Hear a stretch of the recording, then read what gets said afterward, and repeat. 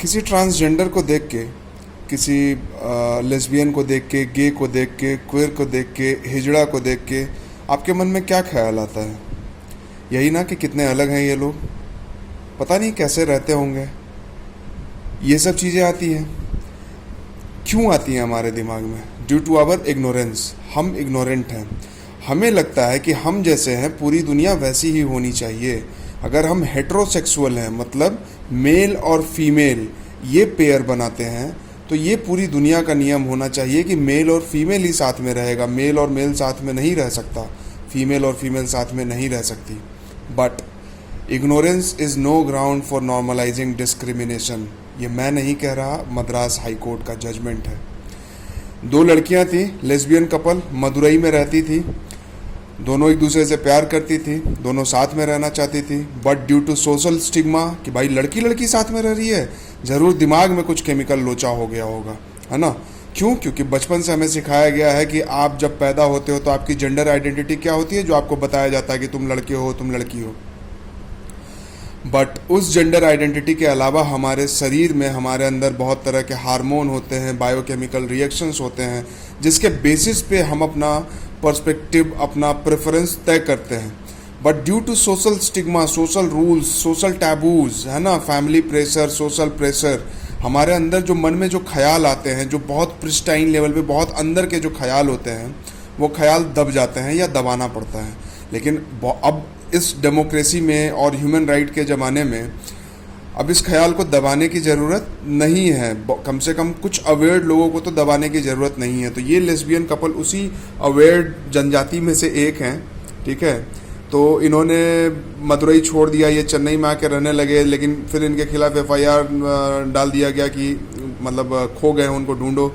तो ये Madras high court गए, जहाँ से इन्होंने प्रोटेक्शन की मांग की कि भाई हमको पुलिस हरासमेंट ना हो, हमको प्रोटेक्ट किया जाए। तब मद्रास हाई कोर्ट का जजमेंट आता है। बहुत अच्छा जजमेंट है, जिसको कि हम लोग अपने एग्ज़ाम में भी कोट कर सकते हैं, चाहे ह्यूमन राइट का मामला हो, चाहे पेपर 4 एथिक्स का मामला हो, चाहे इवन कि जुडिशल इनोवेशन इस तरह का मामला हो, तो उसमें इसको लिख सकते हैं।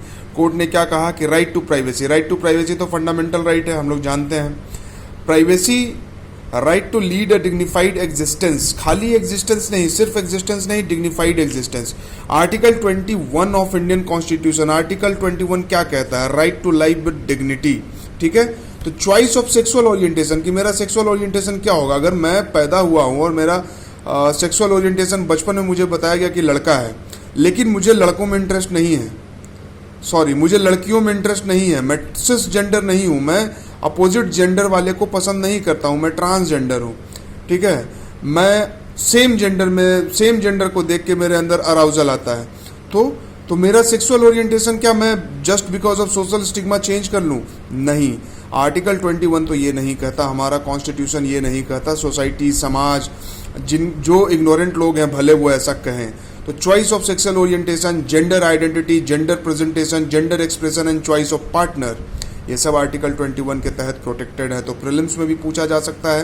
ये 2-3 चीज़ें दे दी जाएंगी और पूछी जाएंगी कि भाई आर्टिकल 21 के तहत आता है, आर्टिकल 19 के तहत आता है, फ्रीडम ऑफ एक्सप्रेशन, ठीक है, expressing your gender. Gender expression किस में आएगा? आर्टिकल 19 में, आर्टिकल 21 में।